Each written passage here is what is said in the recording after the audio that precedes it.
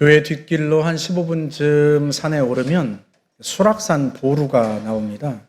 그 수락산 보루에서 제가 3월 2일 날 찍은 사진인데요. 한번 보여주시겠어요? 이게 불암산입니다. 수락산 보루에서 보이는 불암산인데 별내터널 그 위쪽이에요. 그 가운데, 사진 가운데쯤 골짜기에 그 하얀 눈이 보이세요? 제 카메라가 성능이 안 좋아서. 그 다음 좀 확대를 해볼까요? 바위 옆에 보이는 하얀 눈이죠. 그 자리에서 180도로 뒤로 돌아가지고 도봉산을 찍었습니다. 보여주시겠어요? 도봉산은 높기는 수락산보다 훨씬 높죠. 그런데도요, 눈 씻고 찾아봐도 눈을 찾을 수가 없어요. 물론 도봉산도 골짜기나 그늘 쪽에는 녹지 않은 눈이 있겠죠. 이게 무슨 특별한 이치 같은 것도 아니고 너무나 자연스러운 자연현상인데 하나님은 이 자연현상 속에도 인생의 진리를 담아 놓으셨어요. 햇살이 많이 비치면 봄이 일찍 오고 햇살이 적게 비치면 봄이 더디 온다. 같은 3월이어도 어느 곳은 봄이고 어느 곳은 아직도 차가운 겨울이다. 우리의 인생도 그렇습니다. 같은 인생길을 가는데도요, 똑같은 길을 가는데도 어떤 사람에게는 인생의 봄이 오고 어떤 사람에게는 여전히 차가운 겨울이고. 무엇 때문에 그런 차이가 나요? 햇살 때문에. 어디에서 비치는? 하늘에서 비치는 햇살 때문에. 그런데 많은 사람들이요, 내 인생에 봄이 오게 할 햇살을 자꾸 땅에서 찾아요. 부와 지위와 명예, 땅에 있는 것들이 내 인생에 봄을 가져오게 할 것처럼 찾습니다. 그런데요, 우리 인생에 봄이 오게 할 그 햇살은 하늘에 있어요. 하늘에서 비칩니다. 그래서 오늘 성경 본문은 그 하늘로 우리를 초대합니다. 오늘 28절 말씀만 다시 볼까요? 이 말씀을 하신 후 8일쯤 되어 예수께서 베드로와 요한과 야고보를 데리시고 기도하시러 산에 올라가사 기도하실 때 용모가 변화되고 그 옷이 희어져 광채가 나더라. 희고 광채가 나는 빛나는 예수님의 이 모습은 본래 어디에 계실 때의 모습이에요?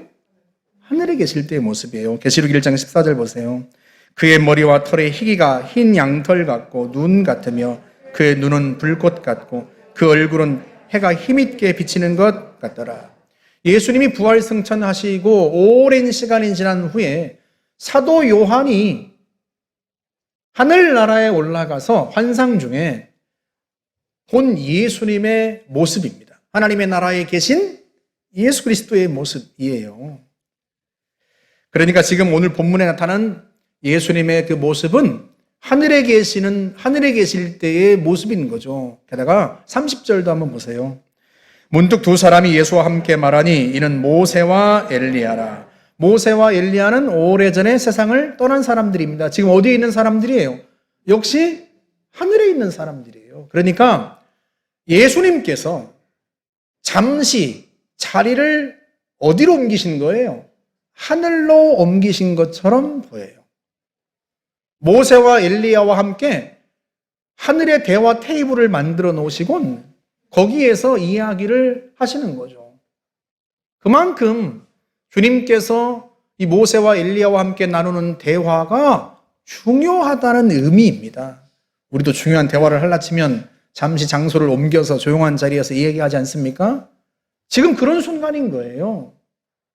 그럼 도대체 얼마나 중요한 대화이길래 예수님께서 대화의 장소를 하늘로 옮기셨을까? 그 하늘의 대화 테이블에서 우리에게 보여주고 싶으신 게 도대체 뭘까? 먼저 그 대화의 내용부터 한번 볼까요? 본문 31절 보세요. 영광 중에 나타나서 장차 예수께서 예루살렘에서 별세하실 것을 말할세. 모세와 엘리야가 영광 중에 나타나서 예수님과 뭐에 대해서? 예수님의 별세에 대해서, 예루살렘에 올라가서 당하실 십자가의 순환과 죽음에 대해서, 대화의 주제가 예수님의 십자가입니다. 그런데 예수님께는요, 이보다 더 중요한 일이 없어요. 이걸 위해서 예수님께서 이 땅에 오셨습니다. 예수님의 탄생 때부터 이 점이 분명하게 드러났어요. 마태복음 1장 21절 보세요. 아들을 낳으리니 이름을 예수라 하라. 이는 그가 자기 백성을 그들의 죄에서 구원할 자이심이라 하니라. 예수께서 이 땅에 오신 것은요, 우리를 죄에서 구원하기 위해서입니다. 우리를 죄에서 어떻게 구원하세요? 우리의 죄를 짊어지심으로. 요한복음 1장 29절 보세요. 이튿날 요한이 예수께서 자기에게 나오심을 보고 이르되 보라 세상 죄를 지고 가는 하나님의 어린 양이로다. 세상 죄를 짊어진다는 게 무슨 뜻인지 알려면 구약의 제사 제도를 좀 살펴볼 필요가 있어요. 먼저 예나 지금이나 죄에는 반드시 형벌이 따릅니다. 이 세상에서는요, 공소시효라고 하는 게 있어서 일정 기간이 지나면 그 죄에 대한 형벌이 면제될지 모르지만 하나님 앞에서는요, 공소시효라는 게 없어요. 정의로우신 하나님, 공의로우신 하나님은 반드시 죄를 벌하고 심판하십니다. 그런데 사랑하는 여러분, 그 하나님의 심판과 징벌을 견딜 수 있는 사람이 과연 있을까요? 우리 다윗의 고백을 한번 들어볼까요? 시편 32편 4절 보세요. 주의 손이 주야로 나를 누르시오니 내 진액이 빠져서 여름 가뭄에 마름같이 되었나이다. 자기가 죄를 지었더니요, 하나님이 자기를 징벌하시는데요, 얼마나 하나님이 자기를 짓누르시는지 진액이 다 빠져나간다는 거예요. 압축기에 사과를 넣고 꽉 누르면 사과가 으깨지고 진액이 막 흘러나오잖아요. 그것처럼 주님이 자기를 짓눌러서 도무지 견딜 수가 없다는 거예요. 오랜 시간 동안 시련을 견뎌낸 다윗이지만 하나님의 징벌은요, 견뎌낼 수가 없는 거예요. 그래서 그가 1절에서 고백하는 게 무엇인가? 허물의 사함을 받고 자신의 죄가 가려진 자는 복이 있도다. 자신의 허물을 용서받고 그 죄가 다 가려진 사람, 하나님 앞에서 그 사람이 복이 있다. 하나님의 징벌이 얼마나 두려운지 알았던 다윗에게는요, 다른 게 복이 아니에요. 부유하게 된 것, 권력을 잡은 것, 그게 복이 아니라 죄를 용서받은 게 복이에요. 여러분, 그도 그럴 것이요, 죄의 삭은 사망이라 하고 로마서 6장 23절에서 말씀합니다. 죄는 반드시 사망의 심판이 뒤따른다는 것인데요, 여러분, 이 사망이 단순히 육체의 죽음을 가리키는 게 아니에요. 계시록 20장 보세요. 13절 말씀. 각 사람이 자기의 행위대로 심판을 받고 불못에 던져지니 이것은 둘째 사망 곧 불못이라. 하나님이 죄인에게 내리시는 사망의 형벌은 영원한 불못, 곧 우리가 지옥이라 일컫는 것입니다. 여러분, 이 무서운 심판을 감당할 수 있는 사람이 과연 있겠습니까? 그래서 죄가 무서운 거예요. 그런데 자비로우신 하나님께서 그 죄를 용서받을 수 있는 길을 열어놓으셨어요. 그것이 바로 속죄의 제사입니다. 레위기 4장 보십시오. 그가 만일 어린 양을 속죄 제물로 가져오려거든 흠없는 암컷을 끌어다가 그 속죄제 제물의 머리에 안수하고 번제물을 잡는 곳에서 속죄 제물로 잡을 것이요. 죄인이 양을 제사장 앞으로 끌고 와서 그 양의 머리에 손을 얹고 안수를 합니다. 그러면 그의 죄가 양에게로 전가가 돼요. 양에게 죄가 옮겨지는 거예요. 그 양을 끌고 올 때만 해도 죄가 없는 양이었는데 제사장 앞에서 그 머리에 손을 얹는 순간 죄 있는 양이 된 거예요. 누구의 죄를 가진? 죄인의 죄를 가진. 그리고 난 후에 이 양을 칼로 잡습니다. 그런데요, 제사장이 잡는 게 아니에요. 그 양을 끌고 온 죄인이 직접 그 양을 잡습니다. 마치 자기가 심판자가 된 것처럼 그 양을 칼로 목을 긋고 그 피를 받는단 말이에요. 그때 무슨 생각이 들겠어요? 내가 지은 죄 때문에 이 양이 이렇게 비참하게 죽는구나. 내가 형벌을 받아야 되는데 이 양이 나를 대신하여 형벌을 받는구나. 그런 생각을 하게 되는 거예요. 그러면 제사장이 그 피를 제단의 뿔에, 번제단 뿔에 바르고 나머지는 그 번제단 밑에 쏟습니다. 그리고는요, 그 양을 번제단 위에 올려놓고 다 불태워 드립니다. 이 끔찍한 죽음 앞에서 죄인은 두 가지를 깨달아요. 첫째는 죄가 무서운 것이고, 죄는 반드시 이 엄청난 형벌이, 심판이 뒤따르는구나. 그걸 깨달아요. 또 하나는 하나님이 나를 사랑하시는구나. 하나님이 나를 불쌍히 여기시는구나. 내가 받아야 될 형벌을 주님이 면하게 하시려고 이 양으로 하여금 대신 형벌을 받게 하시고 이 끔찍한 심판을 당하게 하셨구나.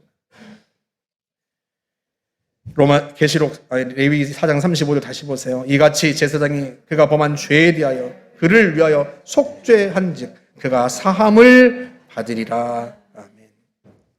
사랑하는 여러분, 그럼에도 불구하고 이 속죄의 제사는 일시적입니다. 사람이 죄를 지면 또다시 양을 끌고 와서 이 속죄의 제사를 또 드려야 해요. 그의 구원이 불완전한 거예요. 그런데 예수께서 단번에 드려지는 영원한 속죄의 제물이 되기 위하여 이 땅에 오신 것입니다. 온 세상 죄를 짊어진 하나님의 어린 양, 속죄의 제물이 되기 위하여 이 땅에 오신 거죠. 예수님이 마가복음 10장 45절에서 말씀하세요. 인자가 온 것은 섬김을 받으려 함이 아니라 도리어 섬기려 하고 자기 목숨을 많은 사람의 대속물로 주려 함이니라. 마치 어린 양의 피를 제단에 뿌리듯이 예수께서 십자가 위에서 자신의 피를 뿌리심으로 말미암아 우리의 죄를 용서받을 수 있는 길을 열어놓으신 거예요. 예수께서 십자가 위에서 흘리신 그 피가 우리의 죄를 덮고 우리의 죄를 씻고 하나님 앞에서 용서받은 하나님의 사람으로 드러나게 하시는 거죠. 주님이 우리를 위한 속죄의 제물이 되신 겁니다. 주님께는 이 일보다 중요한 일이 없어요. 이걸 위해서 이 땅에 오셨습니다. 그 일이 얼마나 중요한지요. 하늘나라에 있던 모세와 엘리야가 나타나서 그 일로 예수님과 대화를 나눕니다. 다시 말하면 하나님의 나라는 지금 온통 예수님의 순환에, 예수님의 십자가에 포커스가 맞춰져 있는 거죠. 사랑하는 여러분, 그 십자가에서 무엇이 보이세요? 제가 예수님을 만난 지 40여 년이 되어 갑니다만 처음 예수님을 만났을 때는요, 전능하신 하나님께서 나의 아버지가 되셨다는 사실이 그렇게 감격스러울 수가 없었어요. 내가 구원받았구나. 내가 하나님의 자녀가 되었구나. 하나님이 나의 아버지가 되셨구나. 그 사실이 얼마나 감격스럽고 얼마나 좋은지. 왜? 하나님이 나의 아버지가 되셨으니 내 인생에 불가능한 것이 없겠다. 내가 어려울 때마다 하나님 아버지 앞에 도와달라고 하면 아버지께서 나를 위해 달려오실 것이 아닌가. 그게 너무 좋아서 학교를 마치고 나면 매일 밤 10시에 교회 가서 1시간씩 기도를 했습니다. 하나님 저에게 지혜 주세요. 하나님 이것도 도와주시고 저것도 도와주세요. 기도하는 게 너무 좋아요. 왜? 내가 아버지 앞에 요청하면 아버지께서 나의 기도를 들으실 테니까. 과연 하나님은 제 기도대로 늘 도와주시고 제 필요를 채워주셨습니다. 그런데요, 시간이 지나면서 제 마음에서 더욱 또렷해지고 저를 더욱 감격하게 하는 것은 따로 있었어요. 그것은 바로 예수님의 십자가였습니다. 어린 마음에 주님께서 나의 기도를 빨리 응답해 주시면 나를 엄청 사랑하시는 것 같다, 이렇게 생각이 되고, 주님이 나의 기도를 더디 응답해 주시면 주님의 사랑이 좀 식었나? 그런 생각도 들기도 했어요. 그런데 시간이 더 지나가고 하나님을 더 알아가고 하나님의 마음을 더 알아가면서 제 위에서 언제나 변함없이 빛나고 있는 예수의 십자가를 다시 발견하게 된 거예요. 예수님의 십자가야말로 하나님이 나를 얼마나 사랑하신지 너무나 명백하게 보여주는 확실한 증거였던 거죠. 그때 처음으로 마음 깊이 깨달아졌던 게 뭔 줄 아세요? 세례였습니다. 초대교회 성도들의 세례. 그 당시 그리스도인 된다는 것은요, 죽음을 각오한 일이었어요. 예수 믿는 것 때문에 포로 잡혀가고, 예수 믿는 것 때문에 화형에 처해지고, 예수 믿는 것 때문에 사자밥이 되는 그런 때였습니다. 그런데 많은 증인들 앞에서 자신이 예수를 구주로 영접했다고, 자신이 예수를 믿는다고 자기를 드러내고 많은 사람들 앞에서 세례를 받는 거예요. 지금처럼 이런 공간이나 예배당 안에서 세례를 받는 게 아니에요. 강에서. 교인들만 있는 게 아니라 세상 사람들도 볼 수 있는 그런 곳에서 내가 예수를 믿습니다. 예수님을 나의 구주로 영접했습니다 하고 세례를 받는 겁니다. 왜 자기를 드러내요? 자신이 그리스도인인 걸 드러내면 자기의 목숨이 위태로울 수도 있는데 왜 많은 사람들 앞에 자기를 드러내고 세례를 받습니까? 십자가 위에서 자신을 향한 주님의 사랑을 보았기 때문에요. 그 사랑을 경험했기 때문입니다. 왜 수많은 선교사님들이 편안한 삶을 버리고 오지에 가서 복음을 전합니까? 왜 어느 나라 성도들은 박해와 환난 속에서도 주님을 굳건하게 믿고 지킵니까? 여러분, 그들은 예수 믿는다는 것 때문에 부유해지지 않았어요. 오히려 가난해졌습니다. 그들은 예수 믿는다는 것 때문에 건강해지지 않았어요. 오히려 붙잡혀서 고문을 당하고 박해를 받았습니다. 그들은 예수 믿는다는 것 때문에 성공하지 않았어요. 오히려 많은 것을 잃고 빼앗기고 실패했습니다. 그럼에도 불구하고요, 변함없이 주님을 사랑하고 변함없이 주님을 섬기고 주님께 충성하는 거예요. 왜 그래요? 십자가 위에서 자신을 향한 하나님의 사랑을 보았기 때문이에요. 나를 너무나 사랑하셔서 독생자 예수 그리스도를 십자가에 내어주신 그 하나님의 사랑을 그 십자가에서 본 거예요. 나를 너무나 사랑하셔서 자신의 목숨을 십자가에 내어놓으신 예수 그리스도의 사랑을 본 거예요. 그 사랑을 보니까 너무 감사하고 너무 감격스럽고 그 사랑이 너무 좋아서 주님을 뜨겁게 사랑하고 주님을 위해 기꺼이 헌신하고 주님께 충성하고 심지어 자기 목숨까지도 주님을 위해 드릴 수가 있었던 거죠. 사랑하는 여러분, 우리를 향한 하나님의 사랑을 십자가만큼 더 잘 보여줄 수 있는 게 세상에 어디 있겠습니까? 여러분의 자녀들을 좋은 대학에 가게 하신 일, 여러분의 건강을 회복시켜 주신 일, 여러분의 사업이 잘 되게 하신 일, 그런 일이 감히 십자가에 나타난 주님의 사랑과 비교나 할 수 있겠습니까? 그래서 구약을 대표하는 두 사람 모세와 엘리야가 나타나서 예수님의 순환에 대해서, 예수님의 별세에 대해서 이야기를 하는 거예요. 그걸 베드로, 요한, 야고보 세 제자에게 보여주시는 거예요. 우리에게 보여주시는 거예요. 왜? 예수님의 십자가만큼 하나님의 사랑을 더 잘 보여줄 수 있는 게 없기 때문에 그걸 보여주고 싶은 거예요. 왜? 그 사랑을 보아야 하나님께로 돌아오니까. 아무리 이 땅에서 대단한 일을 해내고 사회적으로 성공해도 하나님의 심판을 면하지 못한다면 이보다 더 비극적인 일이 어디 있겠습니까? 자기의 죄의 문제를 해결하지 못한 채 하나님의 심판대 앞에 선다면 이보다 더 비참한 일이 세상에 어디 있겠어요? 그런데 죄인이 그렇게 죄 가운데에서 죽는 것만큼 하나님의 가슴을 아프게 하는 일이 없어요. 에스겔서 18장 23절에서 말씀합니다. 주 여호와의 말씀이니라. 내가 어찌 악인이 죽는 것을 조금인들 기뻐하랴.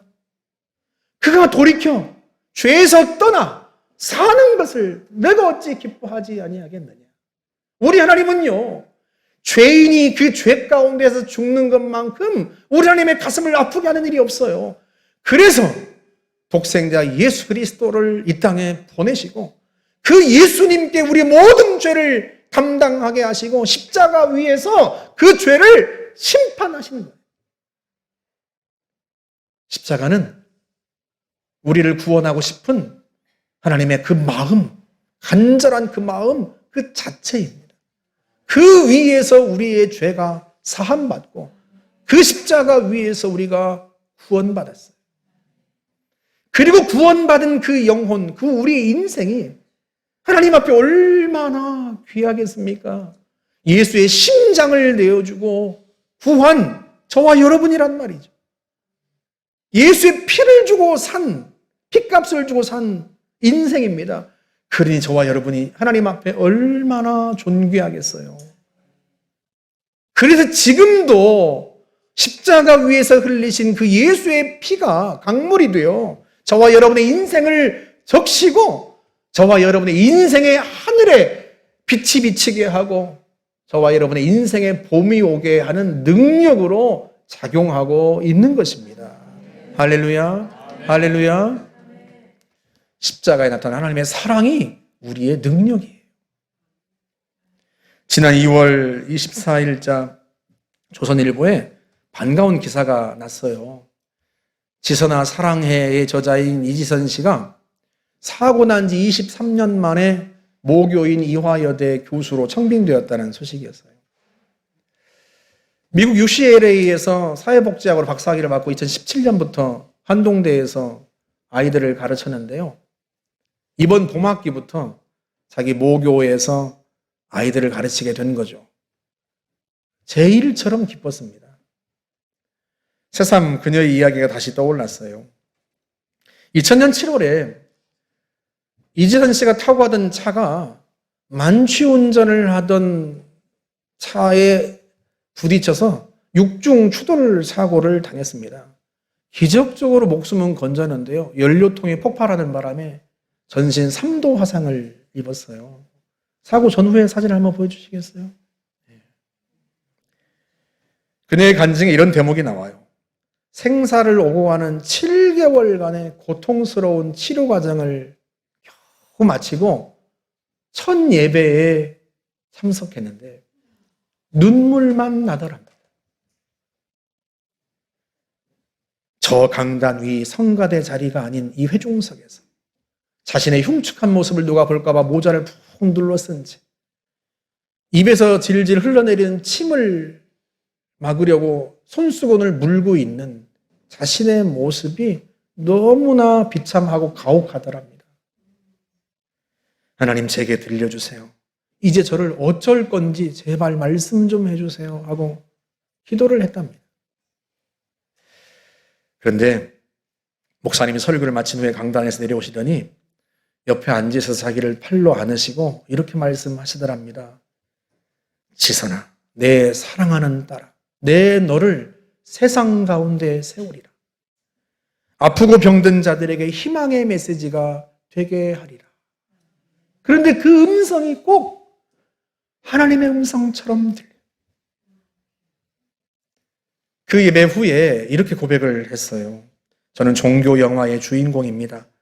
하나님이 시나리오를 쓰시고 감독까지 하시는 기독교 영화입니다. 주인공의 실수로 조기 종영 위기를 맞은 이 영화는 아직 끝나지 않았습니다. 주인공이 언제까지 고난을 당할지 아직은 모릅니다. 그러나 곧 감독이신 하나님께서 그녀를 사망의 음침한 골짜기를 지나 푸른 초장에 누이실 것을 믿습니다. 분명 하나님의 메시지를 담은 영화로 사람들의 사랑을 받으며 해피엔딩으로 끝날 것을 믿습니다. 과연 그녀의 고백대로 23년이 지난 지금 그 해피엔딩이 보이기 시작합니다. 물론 아직 그녀의 인생은 진행형입니다. 우리의 인생도 아직 진행형입니다. 그러나 분명한 것은요, 우리의 인생의 결말은 해피엔딩이라는 것입니다. 무엇 때문에요? 십자가에 나타난 주님의 그 사랑 때문에. 그 사랑이 우리를 구원했고 그 사랑이 구원하신 우리를 지금도 이끌어가고 마침내 주님의 나라에 간 그 순간까지 우리의 인생을 붙들고 있기 때문이에요. 사랑하는 성도 여러분, 인생의 매 순간마다, 매 고비마다 예수의 십자가를 바라보세요. 십자가에 달리신 예수 그리스도를 바라보세요. 그 십자가 밑에 서서 십자가 위에서 흘러내리는 예수의 그 뜨겁고 붉은 피를 느껴보세요. 그 주님의 사랑이, 그 주님의 보혈이 우리의 영혼을 덮고 우리의 인생을 덮어 우리에게 생명을 주고 우리의 인생에 봄이 오게 합니다. 그렇게 하심으로써 세상 만방에 하나님의 사랑을 드러내고 누구라도 하나님이 구원하시고 누구의 인생이라도 다시 세우시며 하나님께서 우리를 새롭게 하신다는 것을 증거하게 하십니다. 저와 여러분들이 그 십자가의 사랑에 푹 젖어 승리를 확신하며 살아가시기를 주님의 이름으로 축복합니다. 우리 같이 한번 기도하겠습니다. 이 시간 함께 기도합시다. 고난 주간에 주님의 십자가를 묵상하겠습니다. 주님이 십자가 위에서 흘리신 그 보혈이 내 머리 위로 그 뜨겁고 붉은 피가 떨어지는 것을 느끼게 하옵소서. 그 피 속에서 주님의 사랑을 더 깊이 느끼고 체험하게 하옵소서. 그 사랑으로 인하여 내가 살아남을 알고 또 살아날 걸 믿고 그 사랑 때문에 승리할 걸 믿는 믿음으로 채워지게 하여 주옵소서. 우리 같이 한번 기도합시다. 좋으신 하나님 감사합니다. 참으로 하나님 우리의 죄 때문에 마땅히 심판과 형벌에 처해져야 할 우리였는데 우리의 죄를 주님이 친히 짊어지시고 십자가 위에서 피를 흘리시며 고난을 당하심으로 우리의 죄를 주님의 피로 덮으시고 우리의 죄를 사하여 주시며 우리를 구원하여 주시오니 참으로 감사합니다. 좋으신 하나님, 그 주님의 십자가 위에서 흘리신 보혈로 인하여 우리를 향한 주님의 사랑을 비로소 깨닫습니다. 자신의 심장을 내어주신 주님의 그 사랑을 우리가 십자가 위에서 봅니다. 좋으신 하나님 아버지, 그 은혜와 사랑으로 인하여 주님 구원받게 하신 우리 참으로 감사합니다. 네 아버지 하나님, 그 사랑을 더 깊이 체험할 수 있기를 원합니다. 아버지 하나님, 고난 주간에 주님의 십자가를 묵상하며 예수의 십자가를 바라보겠습니다. 그 십자가 밑에 서서 내 머리 위로 떨어지는 예수의 붉고 뜨거운 피를 느낄 수 있게 하여 주시기를 바라고 원합니다.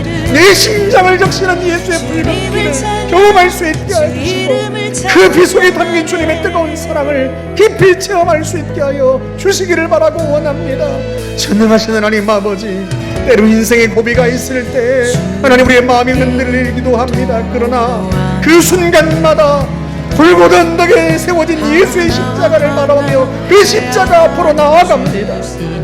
우리를 위하여 자신의 심장을 내어주신 주님의 사랑 앞에 섭니다. 좋으신 하나님, 그 사랑 때문에 우리가 반드시 승리할 걸 확신합니다. 그 사랑으로 구원받은 우리의 인생이 그 사랑으로 인하여 더더욱 빛나게 될 걸 확신합니다. 좋으신 내 하나님 아버지, 역사하여 주옵소서. 은혜 베풀어 주시옵소서. 하나님 아버지, 함께 해주실 줄을 확신합니다. 좋으신 내 아버지 하나님, 인도하여 주옵소서. 하나님 함께하여 주옵소서. 우리 한 번 더 기도하겠습니다.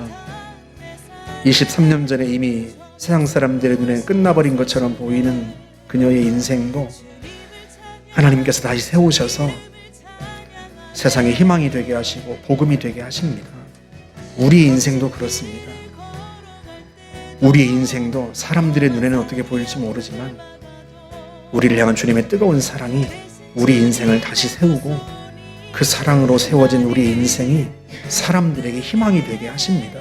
주님, 내 인생이 사람들이 희망이 되게 해주십시오. 내 인생이 사람들에게서 구원으로 보이게 해주십시오. 그들을 주께로 인도하는 증거가 되게 해주십시오. 주님, 나를 살리시고 나를 세워주십시오. 우리 자녀들을, 가정을 살리시고 세워주십시오. 그 사랑으로 세워주십시오. 다시 한번 주님 앞에 함께 기도하겠습니다. 자비로우신 하나님 아버지, 참으로 주님, 우리의 인생을 주님이 세우실 줄을 확신합니다. 확신하며 또한 간구합니다. 네 아버지 하나님, 어떤 사람의 인생은 세상 사람들이 보기에 이미도 오래전에 끝난 것처럼 보이기도 합니다. 그럼에도 불구하고 하나님의 사랑이 있기에 그 장난 것 같은 그런 인생조차도 하나님이 다시 세워주시고 세상의 희망이 되게 하시고 복음이 되게 하여 주시오니 참으로 감사합니다. 좋으신 아버지 하나님, 우리의 인생도 그렇게 하실 것을 확신합니다. 네 아버지 하나님, 참으로 저희들에게 은혜를 베풀어 주시옵소서. 우리가 주님의 십자가 앞에서 무릎 꿇고 간구할 때마다 우리의 자녀들을, 우리의 가정을, 우리의 기업을, 우리의 인생을 주님이 세워주시고 부활의 능력으로 채워주시어서 하나님 아버지 무덤 가운데서 일으켜 주시기를 바랍니다. 무덤 문을 열고 나오게 해주시기를 바랍니다. 부활의 생명으로 를 충만하게 채워주시기를 간절히 바랍니다. 그 사랑으로 인하여 승리하게 해주시옵시고 하나님, 그 순간 하나님, 세상 사람들이 우리에게서 희망을 보게 하옵소서, 구원을 보게 하옵소서, 구원하신 하나님의 사랑을 보게 하시고 구원하신 주님의 십자가를 보게 하시고 그들 또한 주님의 십자가 아래서 예수의 붉은 피로 구원받고 다시 살아나는 역사가 일어날 수 있도록 하나님 우리를 사용하시고 우리 인생을 사용하여 주시기를 바라고 원합니다. 주님 붙들어 주시옵소서. 주의 영광과 그 사랑을 우리에게 나타내어 주시옵소서. 주님 감사합니다. 좋으신 하나님 감사합니다. 하나님 아버지, 주님의 십자가 위에서 생명을 내어주시고 피를 쏟아주신 그 사랑으로 인하여 우리의 죄가 사함받고 우리가 구원받고 하나님의 자녀가 되었습니다. 그 은혜가 얼마나 감사한지요. 하나님의 자녀 되게 하신 그 은혜로 인하여 우리가 살아갑니다. 아버지 하나님, 때로 우리 인생길을 살아가면서 많은 우여곡절을 겪지만 그럼에도 불구하고 나의 영혼을 구원하시고 나를 주님의 심장보다 더 사랑하시는 그 주님의 사랑이 있기에 우리 인생이 반드시 승리할 걸 확신합니다. 세상 사람들 앞에 우리를 세우셔서 그들에게 희망의 빛이 되게 하시고 우리를 보고 그들이 주님께로 나오게 하실 증거로 삼으실 줄 확신합니다. 좋으신 하나님, 평생에 우리 인생길 가는 길에 우리의 인생길에 도도히 흐르는 그 예수의 십자가의 피를 늘 우리가 체험하게 하시고 그 사랑으로 인하여 늘 감사하며 감격해 하시고 우리가 약할 때, 우리가 무력할 때 더더욱 그 사랑으로 우리를 충만하게 채우사 우리의 심령이 평강을 누리게 하여 주옵소서. 예수님의 이름으로 기도하옵나이다. 아멘.